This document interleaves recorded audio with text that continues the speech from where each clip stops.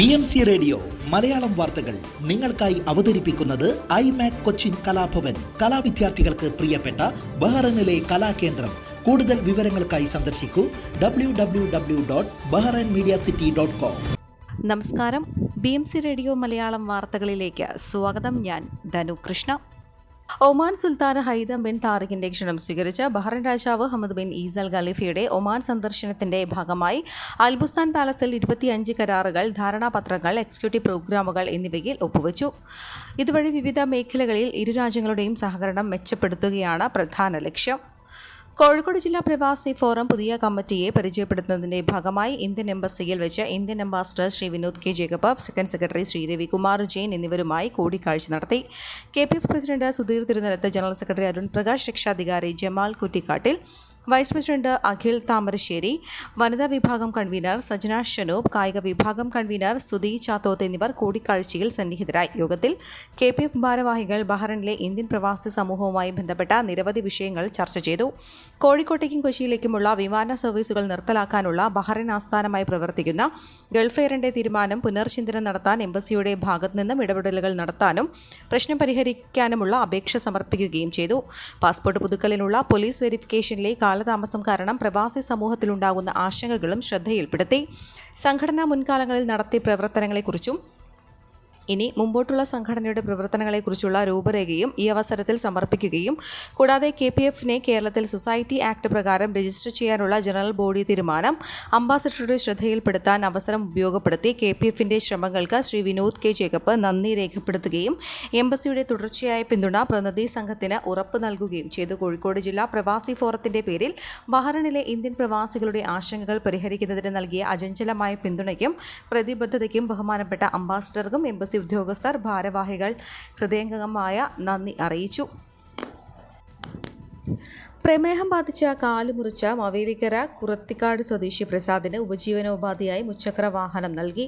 Mavelikkara MLA KS അരുൺകുമാറാണ് വാഹനം കൈമാറിയത്. ചെങ്ങന്നൂർ മുൻ block panchayat president Jebin Varghese, Thekkekkara panchayat president Mohankumar, ward member Geetha Murali എന്നിവർ പങ്കെടുത്തു. 2024 ഡിസംബർ 21, 23 വരെ നടത്തപ്പെട്ട ക്രിസ്മസ് കരോൾ റൗണ്ട്സിൽ നിന്നും സമാഹരിച്ച തുകയിൽ നിന്നാണ് വാഹനം നൽകാൻ സാധിച്ചതെന്നും കൺവീനർമാരായ റിജോ ചാക്കോ, അജീഷ് സൈമൺ, ബോണി വർഗീസ് എന്നിവർ വാർത്താക്കുറിപ്പിൽ അറിയിച്ചു. രാജ്യം കാത്തിരുന്ന സ്പേസ് ഡോക്കിംഗ് ദൗത്യം വിജയകരം. ബഹിരാകാശത്ത് വെച്ച് ഉപഗ്രഹങ്ങളെ കൂട്ടിച്ചേർത്ത് പരീക്ഷണം വിജയിച്ചത് ഇന്നലെ രാവിലെ. സ്പേസ് ഡോക്കിംഗ് നടത്തുന്ന 4ാമത്തെ രാജ്യമായി ഇന്ത്യ. ബഹിരാകാശത്തെത്തിയ ഇരട്ട ഉപഗ്രഹങ്ങളായ ടാർഗറ്റും ചേസറും കൂട്ടിച്ചേർക്കുന്ന ദൗത്യമാണ് സ്പേസ് ഡോക്കിംഗ്. ഉപഗ്രഹങ്ങൾ തമ്മിലുള്ള ദൂരം കുറച്ചാണ് ദൗത്യം വിജയകരമാക്കിയത്. ദൗത്യം സാങ്കേതിക കാരണങ്ങളാൽ മുൻപ് 2 തവണ മാറ്റിവെച്ചിരുന്നു. എന്നാൽ ഉപഗ്രഹങ്ങളുടെ വേഗം പ്രതീക്ഷിച്ചതിലും കൂടുതലായതിനാലാണ് മാറ്റിവെക്കേണ്ടി വന്നത്. 2 ഉപഗ്രഹങ്ങൾ 20 കിലോമീറ്റർ വ്യത്യാസത്തിൽ ഭ്രമണപഥത്തിൽ എത്തിച്ച ശേഷം തമ്മിലുള്ള ദൂരം കുറച്ചുകൊണ്ടുവന്ന് ഡോക്ക് ചെയ്യുക എന്നതായിരുന്നു സ്പെഡെക്സിന്റെ ദൗത്യം. 66 ദിവസം നീണ്ടു നിൽക്കുന്ന ദൗത്യത്തിൽ ഏത് ദിവസം വേണമെങ്കിലും ഡോക്കിംഗ് നടത്താമെന്നായിരുന്നു മുൻപ് അറിയിച്ചിരുന്നത്. 2024 ഡിസംബർ 30-നാണ് ശ്രീഹരിക്കോട്ടയിലെ സതീഷ് ധവാൻ സ്പേസ് സെന്ററിലെ 1ാം വിക്ഷേപണ തറയിൽ നിന്ന് ISRO സ്പേസ് ഡോക്കിംഗ് പരീക്ഷണത്തിനായി 2 സ്പെഡെക്സ് ഉപഗ്രഹങ്ങൾ വിക്ഷേപിച്ചത്. ഏകദേശം 220 കിലോ ഭാരമുള്ള ചേസർ എന്നീ 2 പ്രത്യേക ഉപഗ്രഹങ്ങളുടെ വിക്ഷേപണം ഈ ദൗത്യത്തിൽ ഉൾപ്പെടുന്നു. PSLV C-16 ചരിത്ര ദൗത്യവുമായി ആകാശത്ത് കുതിച്ച് ഉയർന്നത്.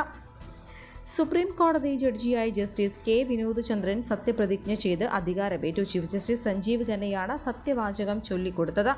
2011 നവംബറിൽ കേരള ഹൈക്കോടതി ജഡ്ജിയായി നിയമിക്കപ്പെട്ട ജസ്റ്റിസ് വിനോദചന്ദ്രൻ 2023 മാർച്ചിലാണ് പട്ന ഹൈക്കോടതി ചീഫ് ജസ്റ്റിസായി നിയമിതനായത്. ഈ മാസം ആദ്യം വിരമിച്ച ജസ്റ്റിസ് CT രവികുമാറിന്റെ ഒഴിവിലേക്കാണ് വിനോദചന്ദ്രൻ നിയമിതനായത്.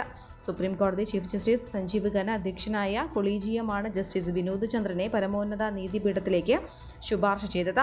എറണാകുളം ജില്ലയിലെ നോർത്ത് പറവൂർ സ്വദേശിയാണ് ജസ്റ്റിസ് K വിനോദചന്ദ്രൻ. കേരളത്തിൽ നിയമബിരുദം നേടിയ ജസ്റ്റിസ് 1991-ലാണ് തന്റെ നിയമജീവിതം ആരംഭിക്കുന്നത്.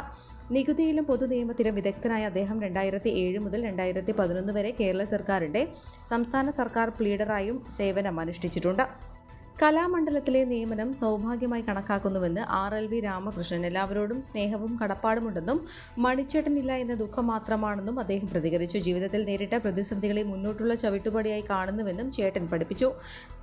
ചേട്ടൻ പഠിപ്പിച്ചു തന്നത് അതായിരുന്നുവെന്നും അദ്ദേഹം വ്യക്തമാക്കി. കേരള കലാമണ്ഡലത്തിൽ ഭരതനാട്യ വിഭാഗം അസിസ്റ്റന്റ് പ്രൊഫസറായാണ് RLV രാമകൃഷ്ണൻ നിയമിതനായത്. 2022-24 കാലഘട്ടത്തിലാണ് താൻ MA ഭരതനാട്യം ചെയ്യുന്നതെന്നും RLV രാമകൃഷ്ണൻ വ്യക്തമാക്കി. അതിനുശേഷമാണ് കലാമണ്ഡലത്തിലേക്ക് അപേക്ഷ ക്ഷണിച്ചതെന്നും പറഞ്ഞു. നിയമനത്തിൽ വളരെയധികം സന്തോഷമുണ്ടെന്നും RLV രാമകൃഷ്ണൻ പ്രതികരിച്ചു.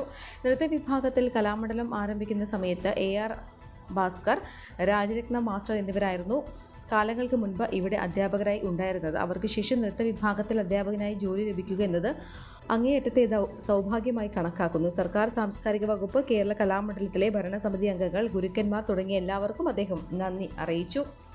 കേരളത്തിൽ ശക്തമായ മഴയ്ക്ക് സാധ്യത പ്രവചിച്ചു കേന്ദ്ര കാലാവസ്ഥാ നിരീക്ഷണ കേന്ദ്രം. വരുന്ന ഞായറാഴ്ച 4 ജില്ലകളിൽ യെല്ലോ അലർട്ട് പ്രഖ്യാപിച്ചു. ഇന്ന് ഉച്ചയ്ക്ക് 1 മണിക്ക് കേന്ദ്ര കാലാവസ്ഥാ വകുപ്പ് പുറത്തിറക്കിയ അടുത്ത 5 ദിവസത്തേക്കുള്ള കാലാവസ്ഥാ അറിയിപ്പ് പ്രകാരം ഞായറാഴ്ച മാത്രമാണ് അലർട്ട് പ്രഖ്യാപിച്ചിരിക്കുന്നത്. തിരുവനന്തപുരം, കൊല്ലം, പത്തനംതിട്ട, ഇടുക്കി ജില്ലകളിലാണ് യെല്ലോ അലർട്ട്. 24 മണിക്കൂറിൽ 64.5 മില്ലിമീറ്റർ മുതൽ 115.5 മില്ലിമീറ്റർ വരെ മഴ ലഭിക്കുന്ന സാഹചര്യത്തെയാണ് ശക്തമായ മഴ എന്നതുകൊണ്ട് അർത്ഥമാക്കുന്നത്. വ്യാഴാഴ്ച മുതൽ ശനിയാഴ്ച വരെയുള്ള ദിവസങ്ങളിൽ സംസ്ഥാനത്ത് ഒരിടത്തും മഴ മുന്നറിയിപ്പുകൾ നൽകിയിട്ടില്ല. അതേസമയം കേരള, കർണാടക, ലക്ഷദ്വീപ് തീരങ്ങളിൽ ഇന്ന് മത്സ്യബന്ധനത്തിന് തടസ്സമില്ലെന്നും കേന്ദ്ര കാലാവസ്ഥാ വകുപ്പ് അറിയിച്ചിട്ടുണ്ട്. എന്നാൽ വ്യാഴാഴ്ച മുതൽ ഞായറാഴ്ച വരെ തെക്കൻ തമിഴ്നാട് തീരം, കന്യാകുമാരി തീരം, അതിനോട് ചേർന്ന ഗൾഫ് ഓഫ് മാന്നാർ എന്നിവിടങ്ങളിൽ മണിക്കൂറിൽ 35 മുതൽ 45 കിലോമീറ്റർ വരെ ശക്തമായ കാറ്റ് വീശാൻ സാധ്യതയുണ്ട്. ചില അവസരങ്ങളിൽ മണിക്കൂറിൽ 55 കിലോമീറ്റർ വരെയുള്ള ശക്തമായ കാറ്റിനും മോശം കാലാവസ്ഥയ്ക്കും സാധ്യതയുണ്ട്. അതുകൊണ്ട് തന്നെ ഞായറാഴ്ച വരെയുള്ള ദിവസങ്ങളിൽ ഈ പ്രദേശങ്ങളിൽ മത്സ്യബന്ധനത്തിന് പോകാൻ പാടുള്ളതല്ലെന്നാണ് ഔദ്യോഗിക അറിയിപ്പ്. ഈ വാർത്തയോടുകൂടെ BMC റേഡിയോ മലയാളം വാർത്തകൾ സമാപിക്കുന്നു. നന്ദി, നമസ്കാരം.